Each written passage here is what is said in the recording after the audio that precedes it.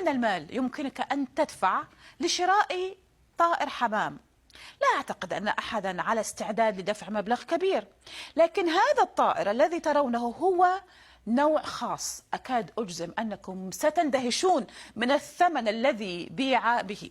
طائر الحمام الذي أتحدث عنه له اسمه أرماندو. هنا نشاهده مع مالكه البلجيكي السابق جويل فيرشوت. الآن تودون معرفة سبب استعداد البعض لدفع مبالغ باهظة خيالية للحصول على خدمات أرماندو. السبب هو أنه بطل سباقات حمام، فاز بجوائز من قبل، وفي عالم عشاق الحمام طبعا، فإن الفوز بالسباقات يعني أن الطائر يستاهل ثقله ذهبا. أرماندو سريع طبعا وناجح، تم مقارنته ببطل العالم للفورمولا 1 لويس هاملتون الذي أيضا صاد جوائز بسرعته. الحمامة هذه عمرها 5 سنوات، طبعا تدعمها أجنحتها التي سنراها الآن.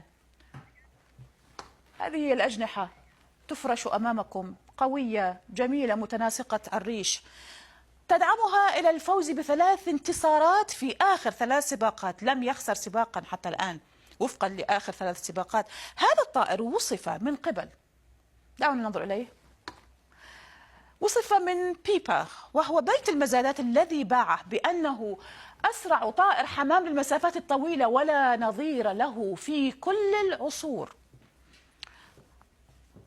هنا مثلا على نفس الموقع تظهر العديد أو أنواع من الحمام التي تعرض للبيع، سنمر عليها الآن. هذا موقع بيبا، طبعا لا أعرف ما الذي جرى للحمام الذي كان فيه، ولكن هذا ليست مشكلة. موقع بيبا كما يمكنك أن ترى هناك العديد أو عدد قليل جدا منها متاح، لكن عندما عرض أرماندو للبيع جنت الأمور بعض الشيء واستمر سعره في المزاد بالارتفاع، وهذا بسبب أن مربي الحمام من الصين قد وقعوا في حرب مزايدة على هذا الطائر، حرب مزايدة يائسة للحصول على حمامة حائزة على جوائز. مع انتهاء المزاد أصبح أرماندو أغلى طائر حمام في العالم، والمبلغ الذي دفع فيه هو، دعونا نقرأه،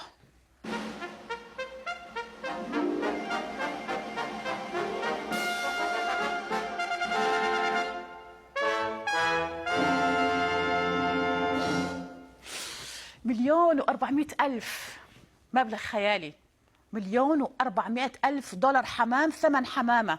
هذا المبلغ يماثل 3 أضعاف أغلى طائر حمام في السابق. هذا المبلغ فاجأني بالتأكيد. أظن أن الأمر أثار